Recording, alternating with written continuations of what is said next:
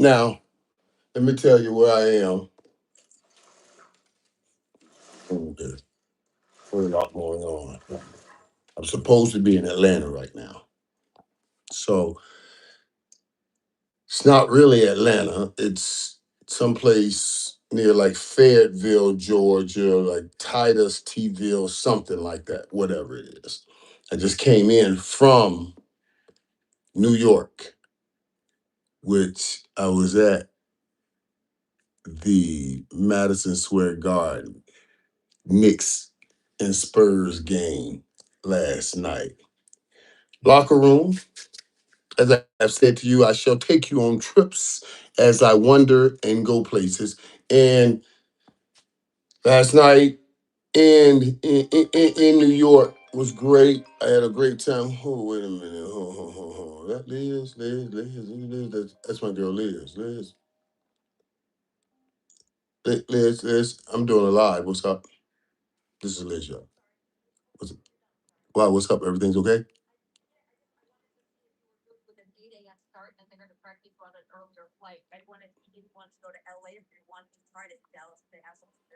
I'll find out. I still haven't found out. Find out how many shows I'm doing in LA Thursday. Can you find that out? And then let me know. And then I'll get you after this week. Okay. Yeah, we'll make it work. Let me just finish this up and I'll call you right back. Yeah, okay. They're trying to work my schedule. They're always trying to work my schedule. And they're trying to fit everything in and make me do this times that. Especially, let me tell you what I do. Locker room. Let me just share with you because I'm on set right now on this set where we shoot the weakest link. I'm shooting the weakest link tomorrow, the show, weakest link. And so it's somewhere in Georgia, but it's a ways out. It's a ways out near Fayetteville. Beautiful studios out here. But I'm real funny on a couple things. I'm funny on my comfort.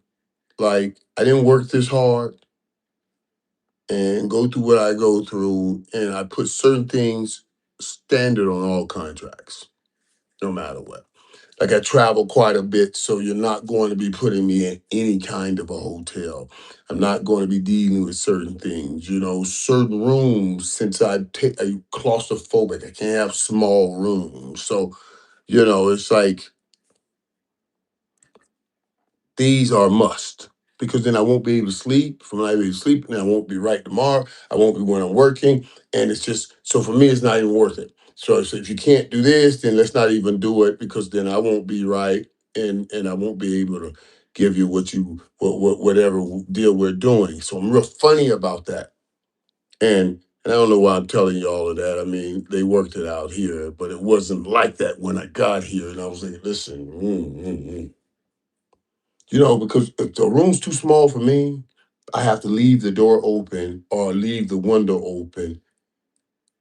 And maybe it's just because I grew up so poor and we ain't never had nothing, you know. And I had one was sleeping with all on top of my head with lead, because we were sleeping 4 or 5 mugs in a room, and I mean 3, 4 dudes in a bed. It was 16, 17 of us. So we kind of stuff like that. So I'm kind of claustrophobic. So the one thing Bishop always told me, don't ever skip on your comfort. Because everybody tries. You would think, and this between us, you would think that the higher you go and the bigger the companies, that you're going to get taken care of more. Like I remember when I first started working at ESPN a long time ago, when I first retired and I was working at Fox, and at Fox, you fly into LA. They they pick you up right there. They have the VIP people pick you up. They have everything, and they put your bags. They got the driver, the bags. Everything's taken care of. And I remember this. I was at Fox Sports One doing Best Damn Sports Show. And then they hired me to go and do, to come and do, I was going to be working on a big set with Chris Berman and Tom Jackson. I said, God, boy, you in the big time now, boy. I'm going. Chris Berman, you remember Chris Berman and Tom Jackson? That's when they had prime time, prime time. Everybody rushed home to watch prime time. Everybody rushed home to watch Chris Berman and Tom Jackson. And I just got the job to be working on Sunday night countdown, Monday night countdown, everything. I was like, wow, this is gonna be great. And I remember flying into Bristol, Connecticut. Flew into Bristol, Connecticut, right? Landed in Bristol, Connecticut. I'm in the big time. And I was looking around.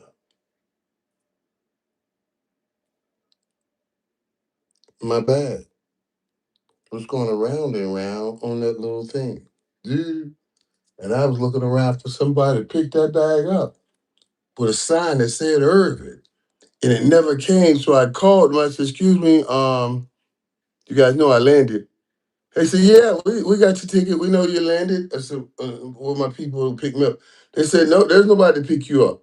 Grab your bag, get on that green little bus, and go to Enterprise Rental Car.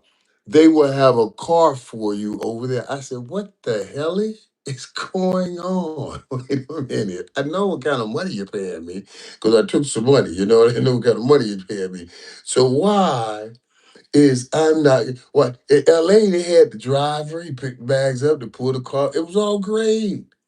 But now I was in Bristol, Connecticut, flying into Hartford, Connecticut, and it wasn't the same amenities as it has in LA. And I was like, what the hell? Dude, what was really crazy is when I flew in and it was storming.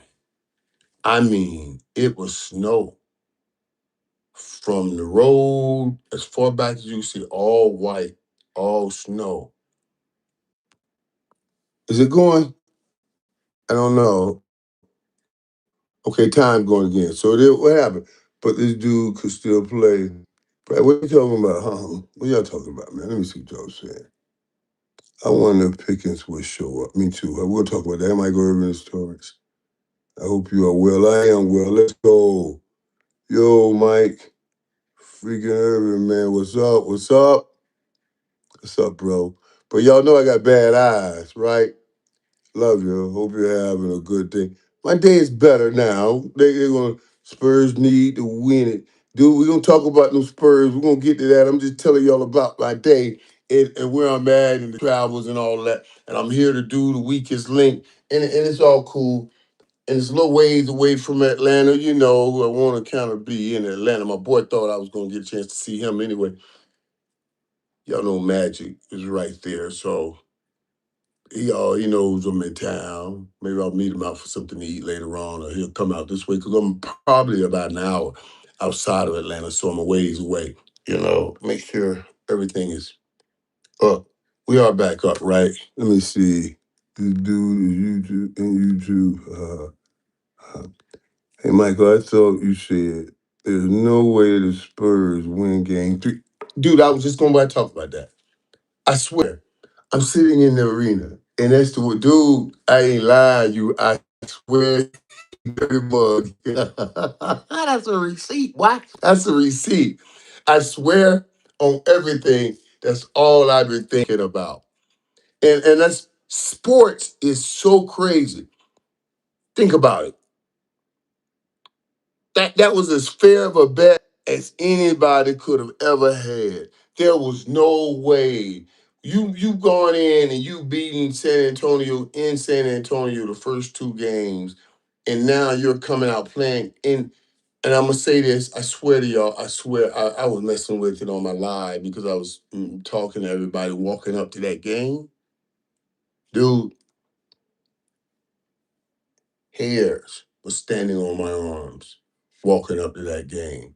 You know, they had the arena blocked off, and you had to walk a couple of blocks to get to the arena. You know, so they wouldn't have anybody driving through, dropping any kind of mess bombs. They blocked that off. They took care of all of that, and you had a good walk. So The police officers escorted me. I was taking pictures with everybody and police officers and everything, NYPD, and I appreciate all of them. And they took great care of us and took great care of me, and I appreciate it. And man, I'm telling you, the whole walk, it was so lit.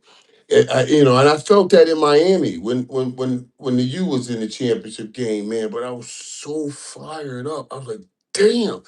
And all I could think about is this is what I want in Dallas. I want this feeling like walking up to a game like this, and it's the game that we're about to go to the Super Bowl or something. You know what I mean? Like that. It was incredible. It was incredible. And feeling all of that, I thought I doubled down. No way San Antonio will win this game tonight. No freaking way. And then when the game started, it was kind of like they were kind of off. You know, no, the Knicks were off. They had a lot of turnovers early on, and maybe they were too hyped. I don't know what it was, but Wimby stepped up and played well. And the difference, I think, in those last first three games, those first two games, Wimby missed those 3 pointers.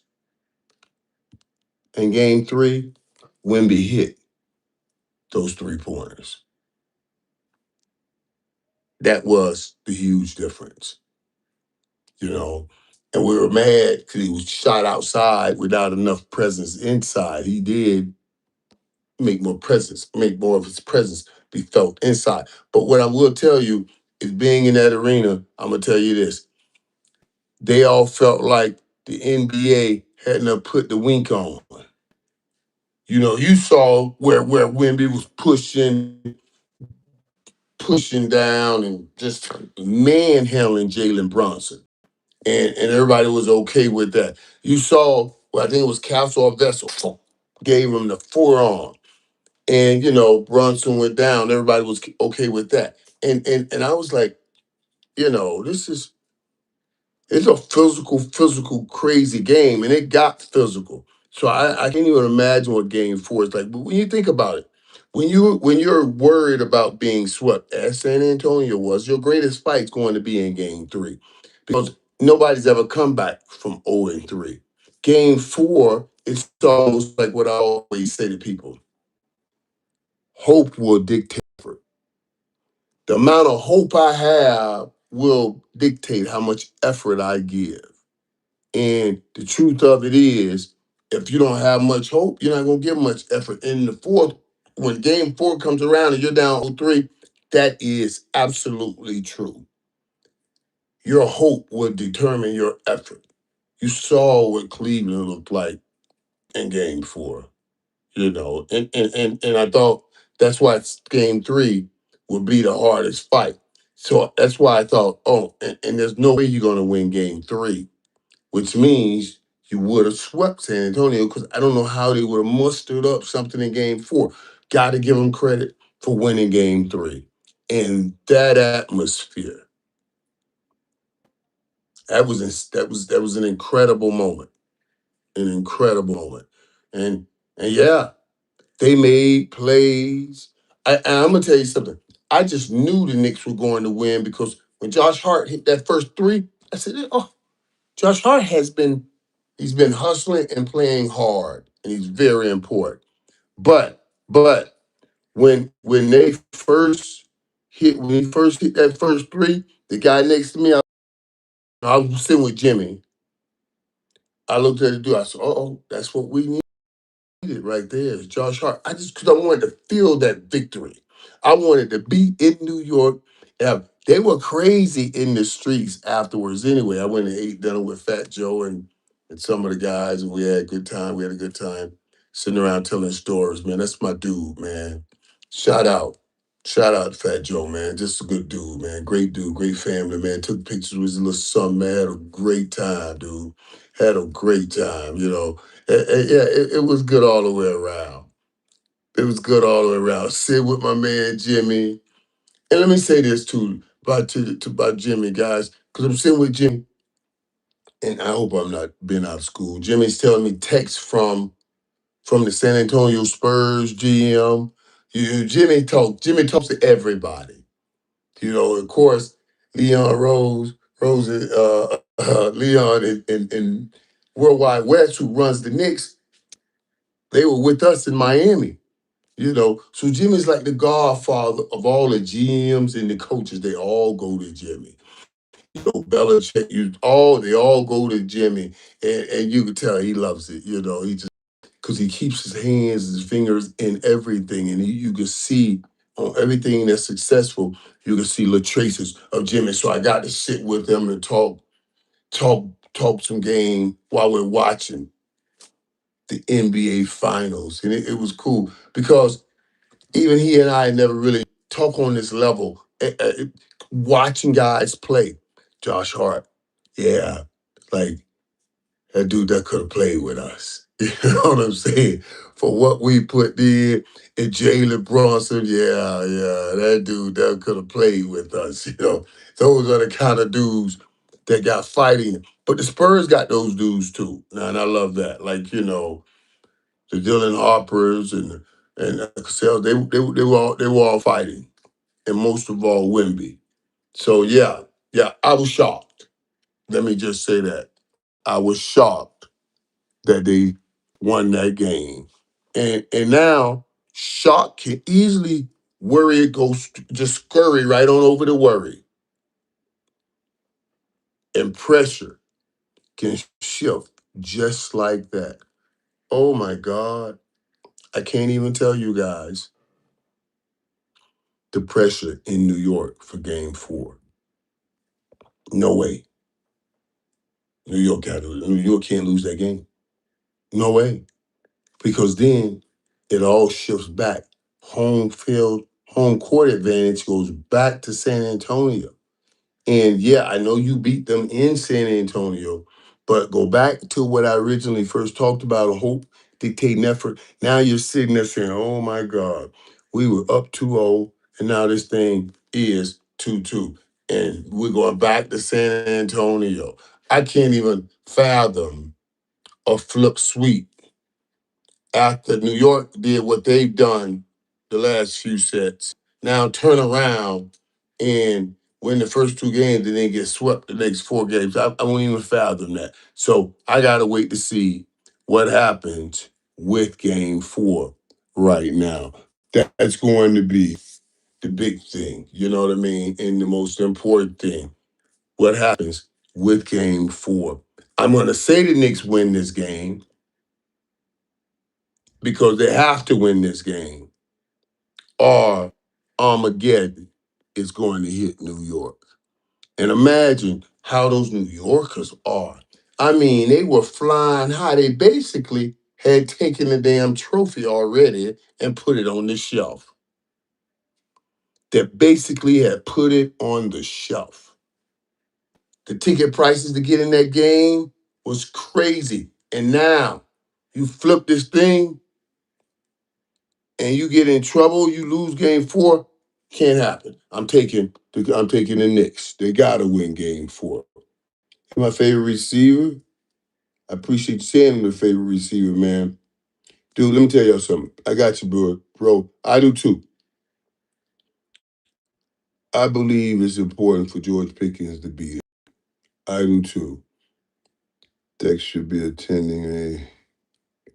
Maybe he can see the clutch team from Wemby. Yeah. Dude, but you talk about clutch players, and it's amazing how like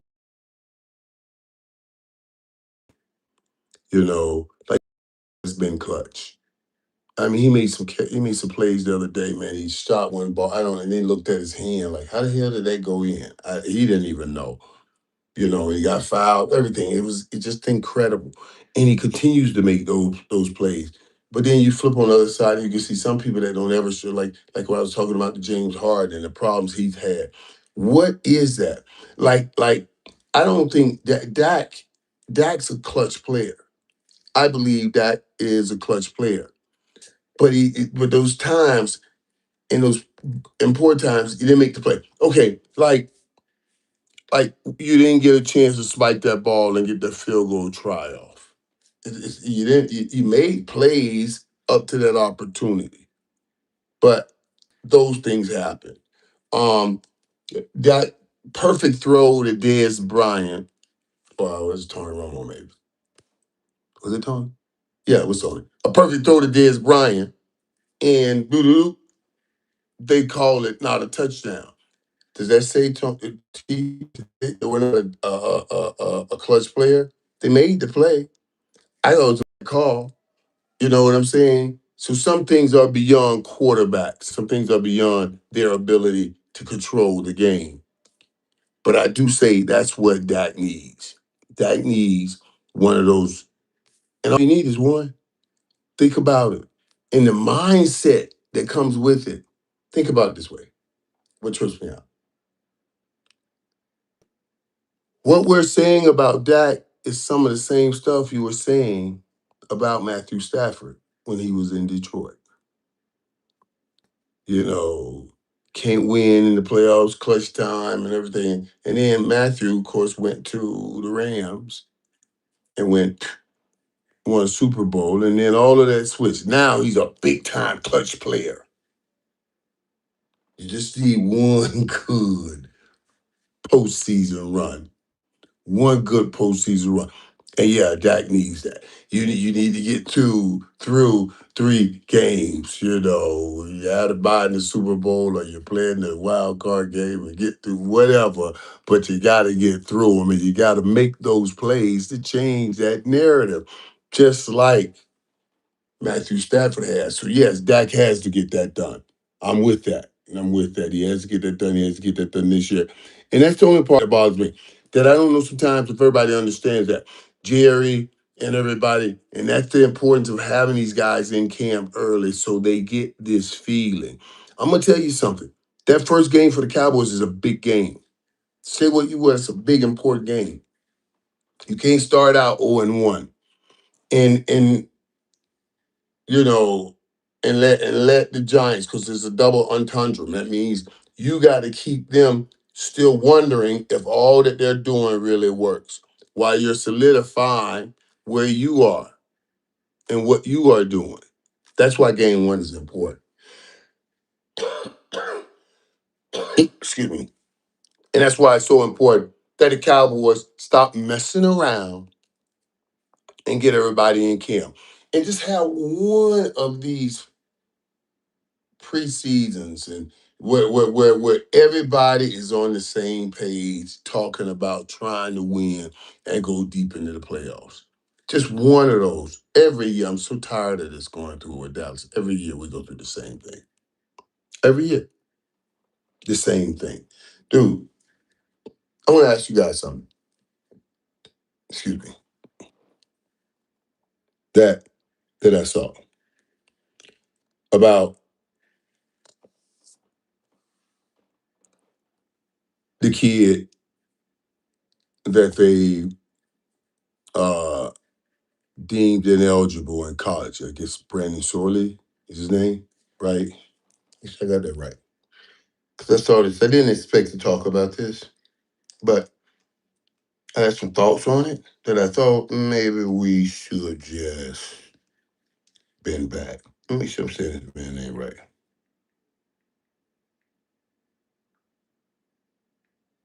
Because everybody's been talking about him. Brandon Sorsby, right? Huh. Hmm.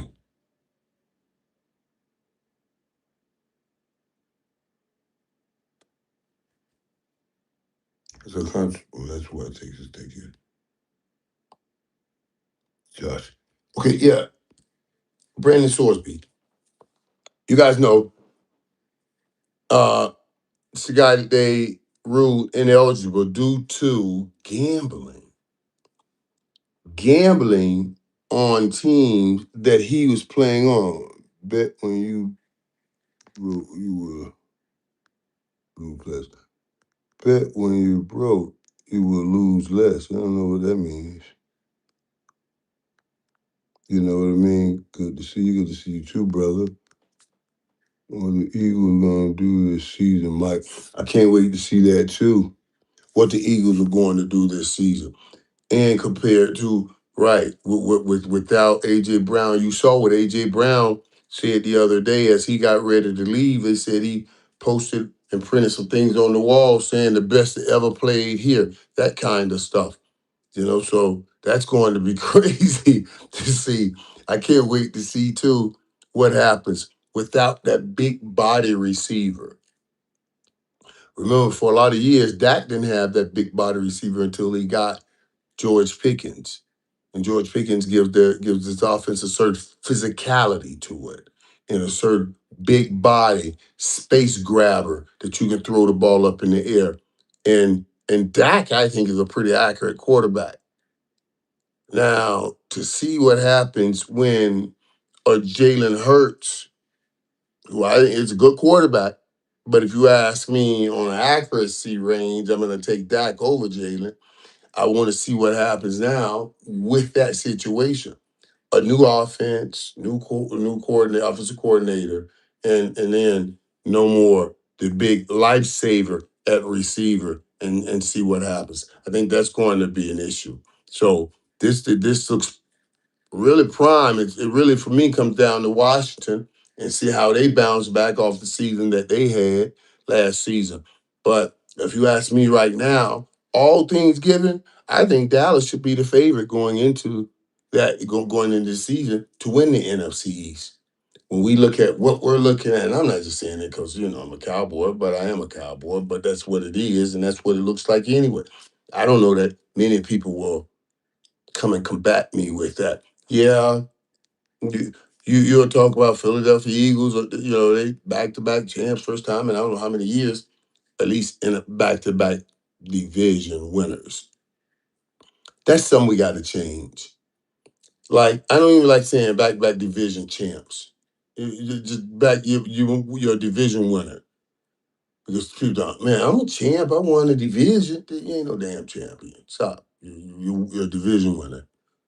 Your conference winner. You know what I mean? Yeah, the champion is for the Super Bowl. So back to back division winners, right? And will they be the third? And just losing an AJ Brown, of course they'll pick up this, pick up that. I say Dallas now becomes the favorite in the NFC East, conference winner. Yeah, conference winner, division. Don't you guys agree with that? Like, I don't like people saying, oh, we back division champ. You know, damn champ, shut up. Stop trying to. It's the same dudes. It's just, yeah, it's that old crowd that everybody gets the trophy crowd. And then, now everything a champ. I saw some kid. I mean, he had 10 rings. I'm like, what are we doing? Like Little League and shouldn't be getting rings for every little thing. They give out rings for everything. For everything. You want to give up, get this little ribbon? You do some of that. But stop giving out these damn rings. You're fooling people. You're stunning their growth because they think they've accomplished something great and they did not. They and you're giving them a ring like they did something great, and you think you're helping them, and you're not. You're hurting them more than you're helping them. Tell them that's not a ring, that's a ribbon. But keep working hard, son. Work harder than everybody else. Don't listen to anybody else. Maybe one day you can really win a ring. But we passing them out like government cheese. So it has nothing to it anymore. 92, 93, 94. Right, we should have won 94 too. But I'm just saying, we cannot keep devaluing a ring. Look at little leagues now. Look, kids. All my life I thought about winning a ring. All my life. They were not giving them out in little league, high school, none of that stuff. You were not getting rings. You were getting ribbons or little trophies. And it made me want to ring all of my life. We got to get back to that. We got to get back to delayed gratification. I know it's an instant, we are into the instant thing, the microwavable thing, and the Instagram thing, and all of that right here, right now, right here, right now. But delayed gratification teaches you how to work hard for something. And man, I can't wait when I accomplish this. I did something. You really know you did something. You earned something. It means something. It's not something they pass out to every Tom, Dick, and Harry every damn time anybody wins anything. That's all I'm saying. That's what I got a problem with. I just got a problem with that, y'all. That's all I got a problem with. You know, that's all I have. You know. Put some spec on it. Put some respect on them diamonds. You know what I mean? Put some respect on it. Amen. Though y'all don't think that, man? We're creating a society of nobody earning anything, but everybody getting everything. Nobody's earning anything, but everybody's getting everybody's earning anything, but everybody's getting everything. And I'm okay with just get a ribbon right now. No, or make it to the pros one day. You get a Super Bowl, they get a ring, big old rings.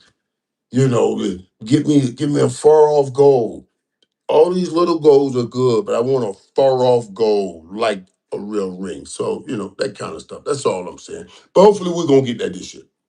Hopefully we're going to get that this year, and I'll see. I'm gonna tell you about this weekend's link show though, because I'm a bit worried about it, scared. Whenever I'm out my element doing things like this. But I am looking forward to doing it. I got to run over to wardrobe right now because I guess I've been running into so many people around here that are doing it with me. So we got to all kind of figure out what we're wearing tomorrow. So I got to run over here and see. Cowboys suck, dog. Come on, man. Why you got to say that, man? You know, we can't say that anybody suck. I can really leave Lewis and his concern to God. Man, locker room. What up, Am? What up, dog? Cowboys off for real. Come on, man. Who's this running talking about Cowboys solid 7-10 season this year? Get out of here, man. Get out of here. We had a hard time last year, man. What's up, Mike?